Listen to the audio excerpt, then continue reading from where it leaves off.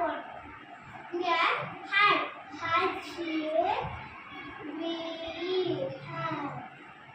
Next question போலாமா? First படிச்சிட்டு next question போலாம். I have a dog. She blank a cat. She வந்து subject. And then has போறோம். Hat. Yes, has. She has a cat. He blank done his work. He she வந்து இதுல வந்து get has போறோம். Yes. It blank a long tail. It வந்துட்டா நம்ம has போறோம்.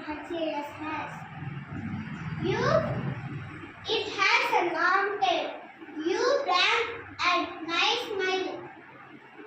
You வந்துட்டு அதான் நம்ம have போடணும். HAVE. You have a nice smile. இதெல்லாம் கன்ஃபியூஷனா இருக்குதானே? இங்க have தானே போடணும். அது இல்ல.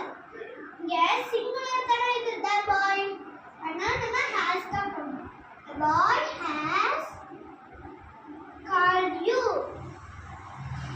We blank a big house. We have a big house. We have a big house. When I was a kid, I blank a painful accident.